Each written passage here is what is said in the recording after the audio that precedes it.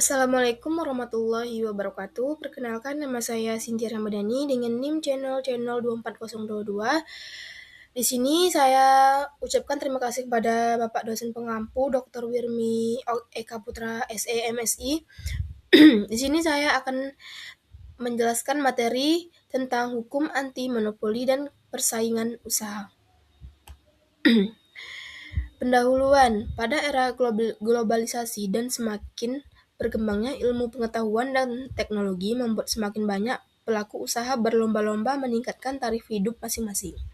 Semakin banyak timbul persaingan usaha yang tidak sehat. Salah satu hal yang terjadi mengenai timbulnya persaingan usaha yang tidak sehat, contohnya para pengusaha yang dekat dengan atau memiliki koneksi dengan elit kekuasaan memiliki kemudahan yang berlebihan sehingga berdampak kesenjangan sosial. Munculnya sekelompok kecil pengusaha kuat yang tidak didukung dengan semangat kewirausahaan sejati merupakan salah satu faktor yang mengakibatkan perekonomian menjadi sangat rapuh dan tidak mampu bersaing secara sehat.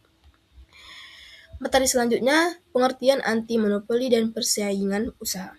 Undang-Undang Nomor 5 Tahun 1999 menyebutkan pengertian monopoli, yaitu suatu bentuk penguasaan atas produksi dan atau pemasaran barang dan atau penggunaan jasa tertentu oleh satu pelaku atau satu kelompok pelaku usaha. Yang dimaksud dengan pelaku usaha adalah setiap orang perorangan atau badan usaha, baik yang berbentuk badan hukum atau bukan badan hukum, yang didirikan oleh berkedudukan atau melakukan kegiatan dalam wilayah hukum negara Republik Indonesia, baik sendiri maupun bersama-sama melalui perjanjian, menyelenggarakan sebagai kegiatan usaha dalam bidang ekonomi. Selanjutnya ada asas dan tujuan monopoli dan persaingan tidak sehat. Dalam melakukan usaha di Indonesia, pelaku usaha harus berasaskan demokrasi ekonomi dengan memperhatikan keseimbangan antara kepentingannya umum dan pelaku usaha. Sementara itu, tujuan Undang-Undang Nomor 5 Tahun 1999 adalah sebagai berikut. Yang pertama, menjaga kepentingan umum dan meningkatkan efisiensi ekonomi nasional sebagai salah satu upaya untuk meningkatkan kesejahteraan rakyat. Mewujudkan iklim usaha yang kondusif melalui pengaturan persaingan usaha yang sehat sehingga menjamin adanya kepastian kesepakatan berusaha yang sama bagi pelaku usaha besar, menengah, dan kecil. Yang kedua, mencegah praktik monopoli dan persaingan usaha tidak sehat yang timbul oleh pelaku usaha. Dan yang terakhir, menciptakan efektivitas dan efisiensi dalam kegiatan usaha. Selanjutnya ada kegiatan yang dilarang dalam anti monopoli.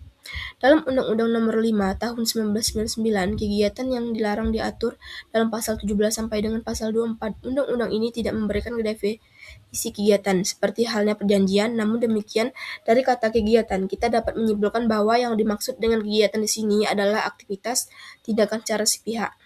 Bila dalam perjanjian dilarang merupakan perbuatan hukum dua pihak, maka dalam kegiatan yang dilarang adalah merupakan perbuatan hukum sepihak. Adapun kegiatan-kegiatan dilarang tersebut yaitu monopoli adalah penguasaan atas produksi dan pemasaran barang atas penggunaan jasa tertentu oleh satu pelaku usaha atau satu kelompok pelaku usaha. Yang kedua, monopsoni adalah situasi pasar di mana hanya ada satu pelaku usaha atau kelompok pelaku usaha yang menguasai bangsa pasar yang besar yang bertindak sebagai pembeli tunggal, sementara pelaku usaha atau kelompok pelaku usaha yang bertindak sebagai penjual jumlahnya banyak. Yang ketiga, penguasaan pasar. Di dalam Undang-Undang Nomor 5 Tahun 1999 Pasal 19 bahwa kegiatan yang dilarang dilakukan pelaku usaha yang dapat mengakibatkan terjadinya penguasaan pasar yang merupakan praktik monopoli atau persaingan usaha tidak sehat. Yang keempat, persengkongkolan. Persengkongkolan berarti berkomplot atau bersepakat melakukan kecurangan. Yang kelima, posisi dominan artinya pengaruhnya sangat kuat. Dalam pasal 1 angka 4 Undang-Undang Nomor 5 Tahun 1999 menyebutkan posisi dominan merupakan suatu keadaan di mana pelaku usaha tidak mempunyai pesaing. Yang keenam, jabatan rangkap. Dalam pasal 26 Undang-Undang Nomor 5 Tahun 1999 dikatakan bahwa seorang yang menduduki jabatan direksi atau komisaris suatu perusahaan dilarang merangkap menjadi direksi atau komisaris perusahaan lain pada waktu yang bersamaan. Yang ketujuh, pemilikan saham. Pelaku usaha dilarang memiliki saham mayoritas pada beberapa perusahaan sejenis, melakukan kegiatan usaha dalam bidang sama pada pasar bersangkutan yang sama, atau mendirikan beberapa perusahaan yang sama bila kepemilikan tersebut mengakibatkan persentase penguasaan pasar yang dapat dikatakan menggunakan posisi dominan. Undang-Undang Nomor 5 Tahun 1999 Pasal 27. Yang terakhir, penggabungan, peleburan, dan pengambil alihan. Dalam menjalankan perusahaan, pelaku usaha yang berbadan hukum maupun yang bukan berbadan hukum yang menjalankan perusahaan bersifat tetap dan terus-menerus dengan tujuan mencari laba. Selanjutnya ada perjanjian yang dilarang dalam monopoli dan persaingan usaha. Jika dibandingkan dengan pasal 1313 KUH Perdata, Undang-Undang Nomor 5 Tahun 1999 lebih menyebutkan secara tegas pelaku usaha sebagai subjek hukumnya. Dalam undang-undang tersebut, perjanjian didefinisikan sebagai suatu perbuatan atau satu atau lebih pelaku usaha untuk mengikatkan diri terhadap satu atau lebih pelaku usaha lain dengan nama apapun, baik tertulis maupun tidak tertulis. Ada materi sanksi dalam monopoli dan persaingan usaha. Pasal 36 Undang-Undang Anti Monopoli, salah satu wewenang KPPU adalah melakukan penelitian, penyelidikan dan menyimpulkan hasil penyelidikan mengenai ada tindak praktik monopoli dan atau persaingan usaha tidak sehat. Masih di pasal yang sama, KPPU juga berwenang menjatuhkan sanksi administratif kepada pelaku usaha yang melanggar Undang-Undang Anti Monopoli.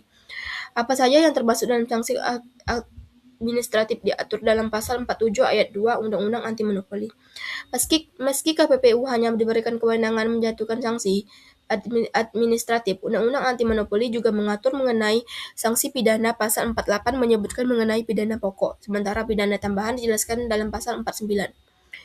Baiklah, kesimpulan dari materi saya, Undang-Undang Nomor 5 Tahun 1999 menyebutkan pengertian monopoli yaitu suatu bentuk penguasaan atas produksi dan atau pemasaran barang dan atau penggunaan jasa tertentu oleh satu pelaku atau satu kelompok pelaku usaha. Yang dimaksud dengan pelaku usaha adalah setiap orang, perorangan, atau badan usaha baik yang berbentuk dalam hukum atau bukan badan hukum yang didirikan oleh berkedudukan atau melakukan kegiatan dalam wilayah hukum negara Republik Indonesia, baik sendiri maupun bersama-sama melalui perjanjian, menyelenggarakan berbagai kegiatan usaha dalam bidang ekonomi. Terima kasih. Wassalamualaikum warahmatullahi wabarakatuh.